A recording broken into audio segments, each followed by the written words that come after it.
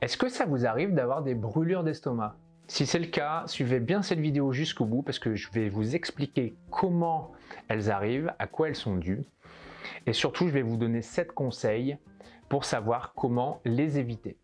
Salut à tous, c'est Nicolas Legrand, bienvenue sur Un Corps Vital, la chaîne pour booster votre énergie et vivre en pleine santé.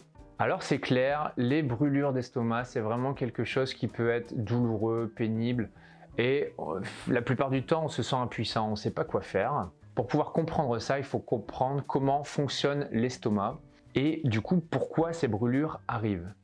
Donc moi je vais vous expliquer tout ça dans cette vidéo et je vais aussi vous donner mes conseils pour savoir comment les éviter tout simplement. Alors si vous êtes nouveau sur cette chaîne, si c'est votre première vidéo, ou même si vous m'avez déjà regardé mais que vous ne l'avez pas encore fait, moi je vous invite à vous abonner. Comme ça, vous pourrez vraiment suivre toutes les vidéos que je fais. Et puis aussi, je vous invite à cliquer sur la petite cloche pour pouvoir avoir les notifications dès qu'il y aura une nouvelle vidéo disponible. Alors on va voir tout de suite comment fonctionne l'estomac. L'estomac, c'est un organe, c'est un peu une sorte de petite poche qui se trouve entre l'œsophage et les intestins. Donc en fait, on a les aliments qui passent par la bouche, l'œsophage, et qui arrivent au niveau de l'estomac. Là, en fait, il y a une première barrière à l'entrée qui s'appelle le cardia. Et en fait, les aliments vont entrer dans l'estomac et la barrière se referme. L'estomac va regarder s'il y a des protéines dedans. S'il n'y a pas de protéines, ça ne va pas rester dans l'estomac, le bol alimentaire va continuer sa route, le pylore à la sortie va ouvrir la barrière, ça va passer et ça va arriver au niveau du duodénum qui est le début des intestins. Par contre, si dans le bol alimentaire il y a des protéines, alors là, hop, ça reste fermé et pendant 2 heures, il va y avoir la digestion qui va se faire et donc la digestion, elle se fait. Ça va être un découpage en fait des protéines pour être ensuite de nouveau traité par d'autres enzymes digestives.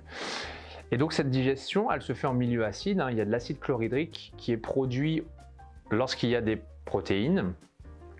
Et il y a aussi des enzymes, la pepsine notamment, qui vont venir découper les molécules. Donc quand on a une bonne alimentation équilibrée, etc., il n'y a pas de problème d'estomac.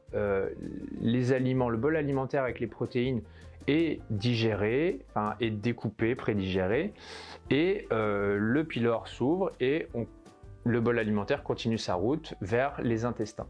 En fait, ce qui va se passer, c'est quand vous allez consommer certains types d'aliments excitants comme le café, le thé, le chocolat, l'alcool, ces aliments, ils vont créer des spasmes au niveau de l'estomac. Donc en fait, la poche de l'estomac va monter en pression. C'est comme si on appuyait sur une poche. Donc de ce fait-là, la pression à l'entrée et à la sortie va être plus grande. Et donc de ce fait-là, en fait, on va avoir une légère ouverture des barrières.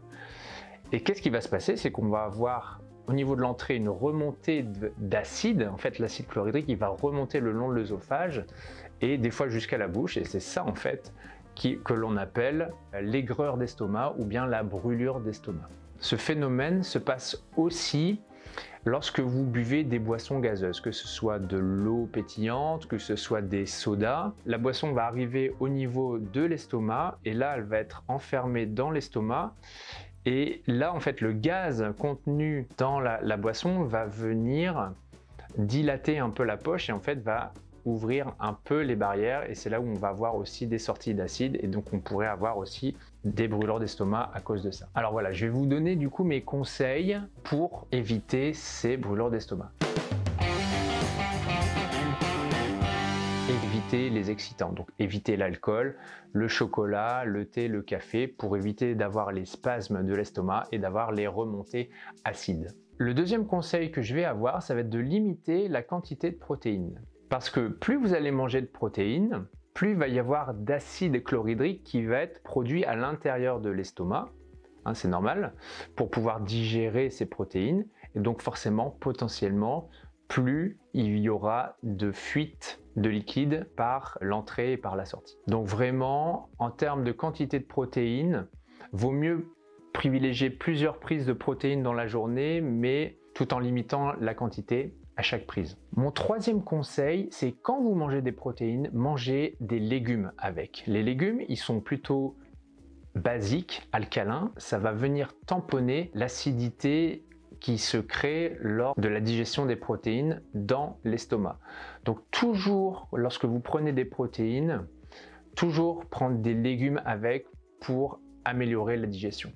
Mon conseil suivant, c'est de ne pas trop manger ni boire. Plus vous allez manger et boire, plus vous allez donner de travail à votre estomac, de tâches à faire pour digérer tout ça, moins bien il arrivera à faire son travail et plus il y a de risques justement qu'il y ait des fuites d'acide parce qu'il aura du mal à gérer toute cette quantité de nourriture. On dit qu'idéalement, quand on fait un repas, c'est bien de ne pas aller jusqu'à la satiété, enfin jusqu'à 100%. Idéalement, si on peut s'arrêter à 80%, c'est mieux. Et pareil, idéalement, ne buvez pas trop pendant le repas, plutôt après, en dehors du repas, et si vous avez soif, vous buvez un petit peu d'eau, quelques gorgées. Mon cinquième conseil, c'est d'éviter le stress. Quand vous êtes stressé, il n'y a pas de digestion.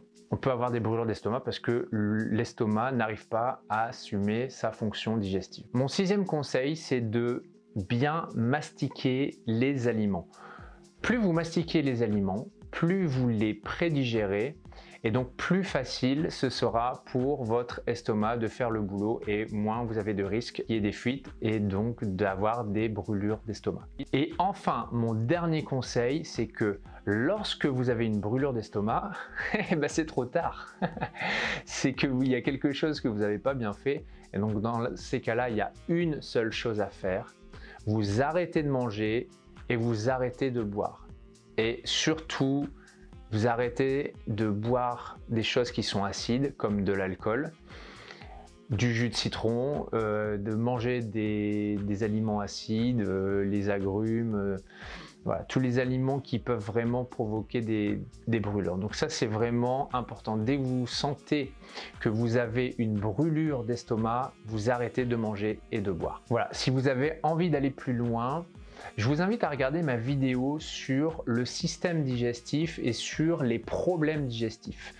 J'explique notamment à quoi sont dus les problèmes digestifs les plus courants et quelles sont les erreurs à éviter.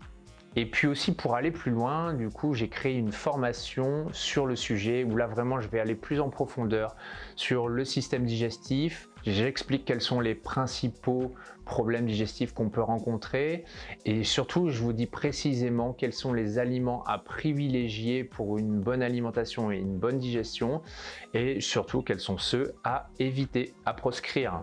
Voilà, merci beaucoup pour votre attention. Si vous avez aimé cette vidéo, n'hésitez pas à me le faire savoir en commentaire.